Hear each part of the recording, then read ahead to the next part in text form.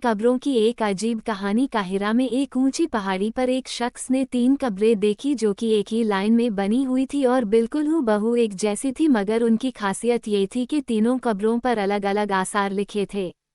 पहले कब्र पर लिखा था वो शख्स अपनी जिंदगी में क्या लज्जत कर पाएगा, जो ये बात जानता हो कि अल्लाह ताला उससे जरूर हिसाब लेगा। उसने जो अल्लाह के बंदों के साथ नाइंसाफियां की है उसका बदला लेगा, और जो उसने बंदों के साथ भलाई की है उसकी उसे जजा मिलेगी। दूसरी कब्र पर लिखा था कि वह शख्स क्या हासिल कर पाएगा, जो ये जानता हो कि उसकी मौत एक दिन अचानक आ जाएगी और वो कुछ भी नहीं कर पाएगा क्योंकि मौत बरहक है और वो उसका मजा चखेगा।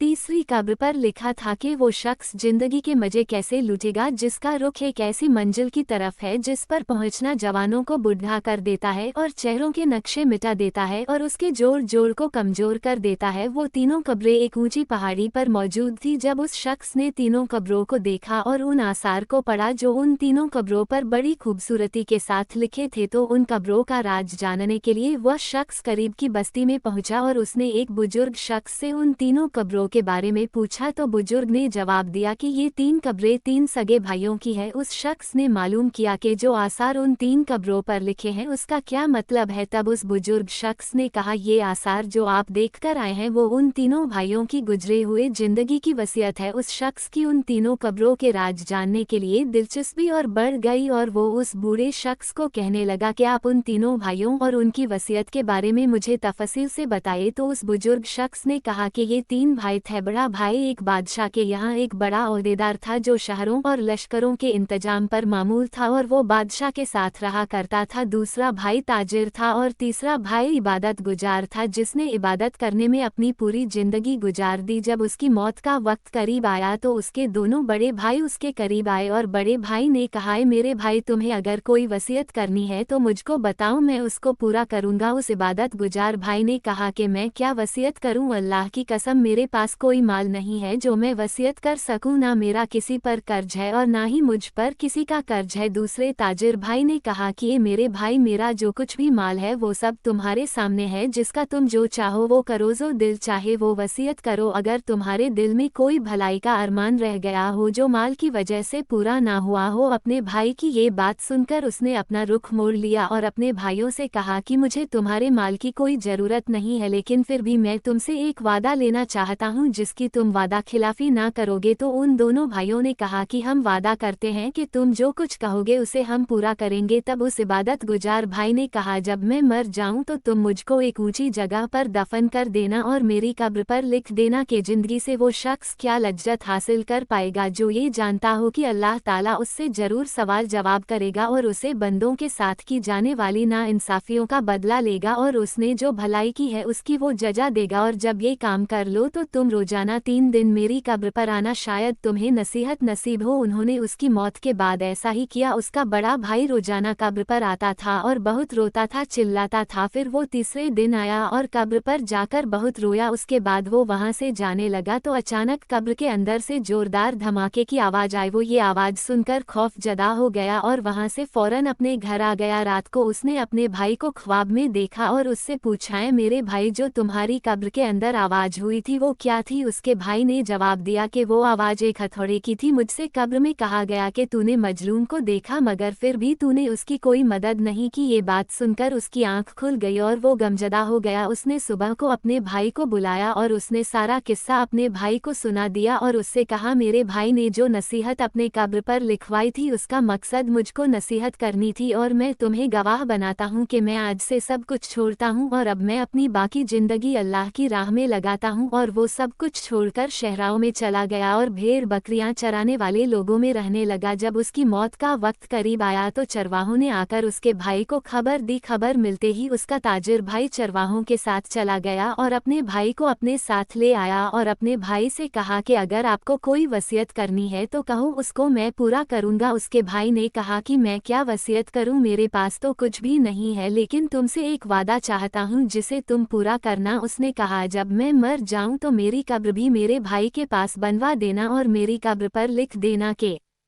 क्या लज्जत पाएगा वो आदमी जो यकीन रखता हो इस बात पर कि मौत उसको अचानक आ जाएगी, उसकी सारी शोहरत वो छीन लेगी और उस घर में वो ले जाएगी जिसका वो मुस्तहिक है। और मेरे भाई, तुम मेरी कब्र पर आते रहना, शायद तुम्हें भी कुछ नसीहत मिले, और मेरे लिए दुआ करना कि अल्लाह मुझ पर रहम फरमाए। जब वो मर गया तो उसके भाई ने उसकी वसीयत के मुताबिक ऐसा ही किया। वो उसकी कब्र पर रोज जाता था और उसके लिए रो रो कर दुआ मांगता था। जब वो तीसरे दिन कब्र पर आया तो कब्र पर बहुत देर तक रोता रहा और अपने भाई के लिए दुआ मांगता रहा, और जब उठकर वापस जाने लगा तभी उसने अचानक कब्र के अंदर आवाज सुनी और वो उस आवाज को सुनकर बेचैन हो गया। फिर वो फौरन वहां से अपने घर वापस आ गया। रात को उसने ख्वाब में अपने भाई को देखा, उसके चेहरे पर परेशानी और खौफ झलक रहा था। उसने कहा, भाई मैं बहुत मुसीबत में हूँ। तो मैंने कहा, भाई मेरा क्या होगा? तो उसने जवाब दिया, जिसने दुनिया में आखिरत के लिए जो कुछ नेकियां की है वो देख लेगा। सुबह को जब वो उठा तो उसने सबसे पहले अपनी सारी जायदाद बांट दी और माल लोगों में तकसीम कर दिया और वो अल्लाह की इबादत में लग गया। जब उसकी मौत का वक्त करीब आया तो उसने अपने बड़े बेटे को बुलाया और अपने बेटे से कहा कि जब मैं मर जाऊं तो मेरी कब्र मेरे भाइयों के पास ही बनाना और मेरी कब्र पर लिख देना कि कैसे मजे लूटेगा वो आदमी जिसका रुख ऐसी मंजिल की तरफ है जहां तक पहुंचना जवानों को बूढ़ा कर देता है, जो चेहरे के नक्शों को मिटा देता है और उसके जोड़ जोड़ को कमजोर कर देता है। मुझे दफनाने के बाद मेरी कब्र पर आते रहना, शायद तुम्हें कोई नसीहत मिले। बेटे ने अपने वालिद के मरने के बाद ऐसा ही किया। रात को उसने अपने वालिद को ख्वाब में देखा। वो कह रहे थे, बेटा मौत करीब है, आखिरत के सफर की तैयारी कर लो, अपना सामान बांध लो, जिस घर से तुम्हें निकलना है उस घर की तरफ जहां तुम्हें जाना है। सुबह को उसने अपने ख्वाब के बारे में किसी को बताया और फिर वो मर गया। ये कहकर बूढ़ा खामोश हो गया। सबका दोस्तों और बुजुर्गों, ये 3 कब्रों का वाकया आपने सुना। इस वाक्य से हम सबको नसीहत लेनी चाहिए। इसका मकसद ये है कि अल्लाह ताला हम सबको खबरदार करता है कि ए लोगों, मारने के बाद तुम्हारे साथ क्या होगा। तुम दुनिया में अपना माल जमा करते हो, मगर मारने के बाद तुम्हारे अच्छे अमाल ही काम आएंगे, तुम्हारे अमाल का ही हिसाब होगा। तो तुम अभी से ही तैयारी कर लो, दुनिया के ऐसो आराम से निकलो और सीधी राह पर आ जाओ। अल्लाह ताला हम सबको सीधी राह पर चलने की तौफीक अता फरमाए, आमीन।